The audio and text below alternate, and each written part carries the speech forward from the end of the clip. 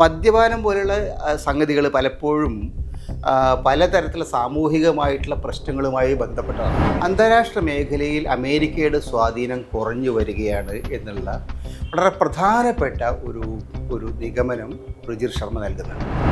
ഇന്ത്യയിൽ നിന്ന് മറ്റ് രാജ്യങ്ങളിലേക്കുള്ള ജനങ്ങളുടെ ഒഴിച്ചുപോക്ക്, രാജ്യം വിട്ടുപോകൽ വലിയ തോതിൽ വർദ്ധിച്ചു വരികയാണ് എന്ന വളരെയേറെ ശ്രദ്ധേയമായ ഒരു കണ്ടെത്തൽ അദ്ദേഹം നടത്തുന്നുണ്ട്.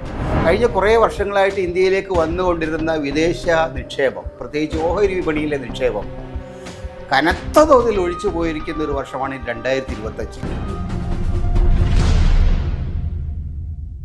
അന്താരാഷ്ട്ര മാധ്യമരംഗത്ത് സെഫോളജി, ഫ്യൂച്ചറോളജി തുടങ്ങിയ ചില മേഖലകൾ ഇന്ന് വളരെ പ്രധാനപ്പെട്ട മേഖലകളായിട്ട് വികസിച്ച് വന്നിട്ടുണ്ട്.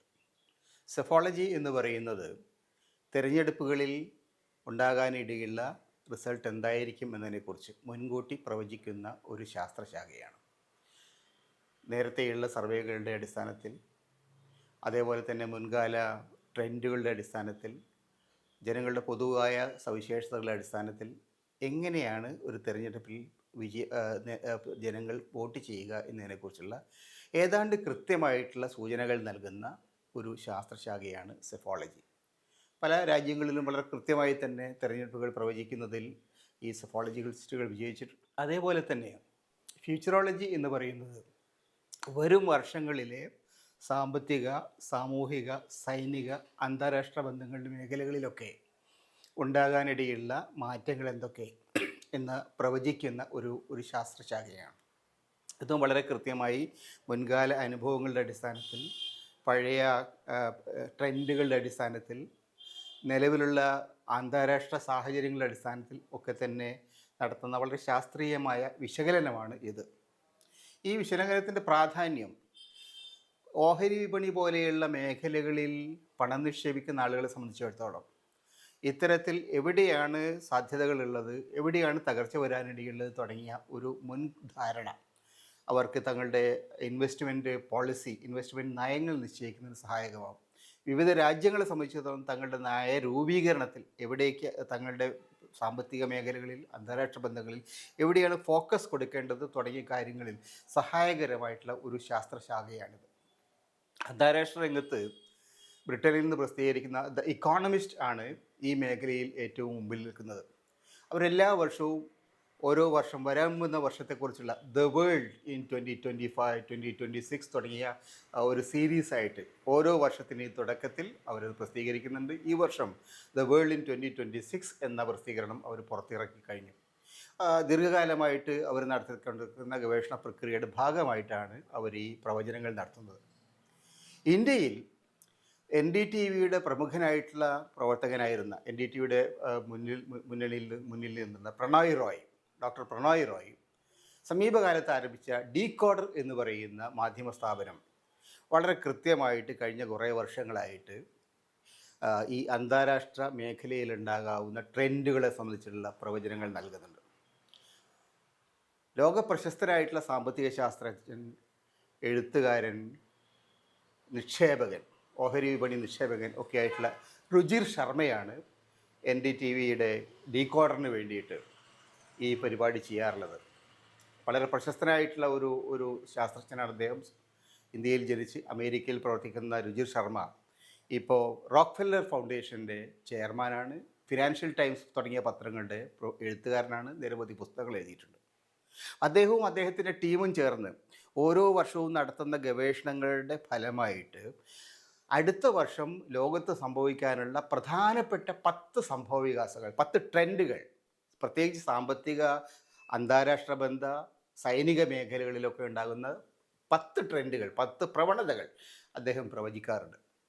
കഴിഞ്ഞ ദിവസം ആ പ്രവചനം നടന്നു. 1.5 മണിക്കൂർ നീണ്ട ആ പ്രവചനത്തിൽ വളരെ രസകരമായിട്ടുള്ള കുറേയേറെ കാര്യങ്ങൾ രുചിർ ശർമ്മ പറയുന്നുണ്ട്. തീർച്ചയായും നമ്മുടെ രാജ്യത്തെ സംബന്ധിച്ചിടത്തോളം അതിന് പ്രസക്തമായ ചില കാര്യങ്ങളാണ് നമ്മൾ ശ്രദ്ധിക്കേണ്ടത്. അതിലൊന്ന്, അന്താരാഷ്ട്ര മേഖലയിൽ അമേരിക്കയുടെ സ്വാധീനം കുറഞ്ഞു വരികയാണ് എന്നുള്ള വളരെ പ്രധാനപ്പെട്ട ഒരു നിഗമനം രുചിർ ശർമ്മ നൽകുന്നുണ്ട്. പ്രത്യേകിച്ചും കഴിഞ്ഞ വർഷം മുതൽ ആരംഭിച്ചിരിക്കുന്ന ഓഹരി വിപണി ടാരിഫ് വിഷയത്തിലുള്ള അമിതമായിട്ടുള്ള ചുങ്കം ചുമത്തൽ വഴി അമേരിക്കയ്ക്ക് സാമ്പത്തികമായിട്ട് കുറേ നേട്ടങ്ങൾ ഉണ്ടാക്കിയെങ്കിലും അമേരിക്ക ആഗോള രംഗത്ത് പ്രത്യേകിച്ച് വാണിജ്യ രംഗത്ത് കൂടുതലായിട്ട് പിന്നോക്കം പോവുകയാണ് എന്നും വിവിധ രാജ്യങ്ങൾ തമ്മിലുള്ള അമേരിക്ക ഒഴികെയുള്ള രാജ്യങ്ങൾ തമ്മിലുള്ള കച്ചവട ബന്ധങ്ങൾ കൂടുതൽ വികസ്വരമായിട്ട് വരികയാണ് എന്നുമുള്ള ഒരു കണ്ടെത്തലാണ് അവർ നടത്തുന്നത്. അതായത് അന്താരാഷ്ട്ര വാണിജ്യ മേഖലയിൽ അമേരിക്ക തങ്ങളുടെ ഇടപെടൽ അമിതമായിട്ട് നടത്തുന്നതിൻ്റെ ഭാഗമായിട്ട് സംഭവിച്ചുകൊണ്ടിരിക്കുന്നത് അമേരിക്ക ഒറ്റപ്പെടുകയും മറ്റ് രാജ്യങ്ങൾ കൂടുതലായി മെച്ചപ്പെട്ട സാമ്പത്തിക സാമൂഹിക ബന്ധങ്ങൾ സ്ഥാപിക്കുകയും ചെയ്യുന്നു എന്നുള്ളതാണ്. വാണിജ്യ രംഗത്ത് വലിയൊരു മാറ്റത്തിൻ്റെ സൂചനയായിട്ടാണ് അത് അദ്ദേഹം അവതരിപ്പിക്കുന്നത്. ഇതിൻ്റെ ആത്യന്തികമായ ഫലം ഡോളർ എന്ന് പറയുന്ന ഇന്ന് ലോകത്തെ ആഗോള ബന്ധങ്ങളിൽ ആഗോള വിപണിയിൽ ഏറ്റവും നിർണായകമായിട്ടുള്ള ഒരു മൂല്യം പരസ്പരം കൊടുക്കൽ വാങ്ങാനുള്ള വേദിയായിട്ട് ഉപയോഗിക്കുന്ന ഡോളർ കുറേ കൂടി അതിൻ്റെ ശേഷി കുറയുകയും അതിൻ്റെ ശക്തി കുറയുകയും ചൈനീസ് നാണയവും യൂറോപ്യൻ യൂണിയൻ നാണയവും അടക്കമുള്ള മറ്റ് നാണയങ്ങൾ കൂടുതൽ ശക്തി നേടുകയും ചെയ്യുന്ന പ്രവണതയുമുണ്ട്. അത് വളരെ പ്രധാനപ്പെട്ട ഒരു അന്താരാഷ്ട്ര സാമ്പത്തിക മേഖലയിലെ പ്രധാനപ്പെട്ട ഒരു കണ്ടെത്തലായിട്ടാണ് നമ്മൾ കാണേണ്ടത്. ഭാവിയെ സംബന്ധിച്ചിടത്തോളം ഇന്ത്യയെ പോലെ രാജ്യങ്ങൾ ആ തരത്തിലുള്ള ഒരു സമീപനം സ്വീകരിക്കുന്നത്, അമേരിക്ക മാത്രമാണ് പ്രധാനം എന്ന സമീപനം മാറ്റി മറ്റ് രാജ്യങ്ങൾ പ്രധാനമാണ് എന്ന അവസ്ഥയിലേക്ക് മാറേണ്ടതായിട്ട് വരും. വേറെ ഒരുപാട് പ്രവചനങ്ങൾ അദ്ദേഹം നടത്തിയതിൽ ഇന്ത്യയെ സംബന്ധിച്ച് വളരെ രസകരമായിട്ടുള്ളതും വളരെ പ്രധാനപ്പെട്ടതുമായ 2 കണ്ടെത്തലുകൾ നമ്മളിവിടെ ശ്രദ്ധിക്കേണ്ടതാണ്. അതിലൊന്ന്, ഇന്ത്യയിൽ നിന്ന് മറ്റ് രാജ്യങ്ങളിലേക്കുള്ള ജനങ്ങളുടെ ഒഴിച്ചുപോക്ക്, രാജ്യം വിട്ടുപോകൽ വലിയ തോതിൽ വർദ്ധിച്ചു വരികയാണ് എന്ന വളരെയേറെ ശ്രദ്ധേയമായ ഒരു കണ്ടെത്തൽ അദ്ദേഹം നടത്തുന്നുണ്ട്. 1990-കളിൽ ഇന്ത്യയിൽ നിന്ന് 30 ലക്ഷത്തേറെ ആളുകളാണ് ഒഴിച്ചു പോയിരുന്നതെങ്കിൽ 2020-25 കാലമായപ്പോഴേക്കും അതിൻ്റെ ഇരട്ടിയിലേറെ ആളുകൾ രാജ്യം വിട്ടുപോവുകയാണ്. ഏതാണ്ട് 1 കോടിയോളം അടുത്ത് ആളുകൾ രാജ്യം വിട്ടുപോവുകയാണ് എന്നൊരു കണ്ടെത്തൽ അദ്ദേഹം നടത്തുന്നുണ്ട്. ഇത് ലോകത്തെ മറ്റ് രാജ്യങ്ങളുമായിട്ട് താരതമ്യപ്പെടുന്ന സമയത്ത് അമേരിക്കയിലേക്കുള്ള കുടിയേറ്റം വലിയ തോതിൽ കുറഞ്ഞു വരികയാണ്. ഏതാണ്ട് 10% കുറവ് ഒരു വർഷത്തിനിടെ കൊണ്ടായിട്ടുണ്ട്. യൂറോപ്യൻ യൂണിയൻ അടക്കമുള്ള രാജ്യങ്ങളിലേക്ക് കുടിയേറ്റം കുറഞ്ഞു വരികയാണ്. പക്ഷേ ഇന്ത്യയിലേക്ക് ആളുകൾ വരുന്നത് കുറവാണെന്ന് മാത്രമല്ല, ഇന്ത്യയിൽ നിന്നുള്ള ഒഴിച്ചുപോക്ക്, മുൻകാലങ്ങളിൽ ധനികരായിട്ടുള്ള ആളുകളാണ് ഒഴിച്ചു പോയിരുന്നെങ്കിൽ ഇപ്പം സാധാരണക്കാരായ ആളുകൾ കൂടി കൂടുതലായിട്ട് ഇന്ത്യയിൽ നിന്ന് ഒഴിഞ്ഞു പോകുന്നു, ആദ്യം കിട്ടുന്ന ചാൻസിന് മറ്റു രാജ്യങ്ങളിൽ പോകുന്നു എന്നൊരു പ്രവണത അദ്ദേഹം ചൂണ്ടിക്കാണിക്കുന്നുണ്ട്.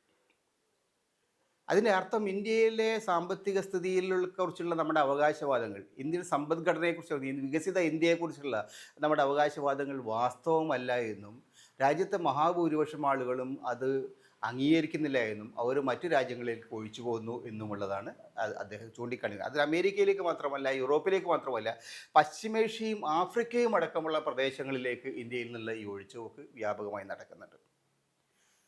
അതേപോലെ തന്നെ വ്യാപകമായി നടക്കുന്ന, വളരെ ശക്തമായി നടക്കുന്ന മറ്റൊരു ഒഴിച്ചുപോക്ക്, കഴിഞ്ഞ കുറേ വർഷങ്ങളായിട്ട് ഇന്ത്യയിലേക്ക് വന്നുകൊണ്ടിരുന്ന വിദേശ നിക്ഷേപം, പ്രത്യേകിച്ച് ഓഹരി വിപണിയിലെ നിക്ഷേപം കനത്ത തോതിൽ ഒഴിച്ചു പോയിരിക്കുന്ന ഒരു വർഷമാണ് 2025. ആ ഒഴിച്ചുപോക്ക് പ്രവണത ഇനിയും വർദ്ധിക്കാനുള്ള സാധ്യതയാണ് എന്നാണ് പലരും ചൂണ്ടിക്കാണിക്കുന്നത്. അതായത് ഇന്ത്യൻ വിപണിയിലേക്ക് വന്നിട്ടുള്ള പണം ഇന്ത്യ വിട്ടു പോവുകയാണ്.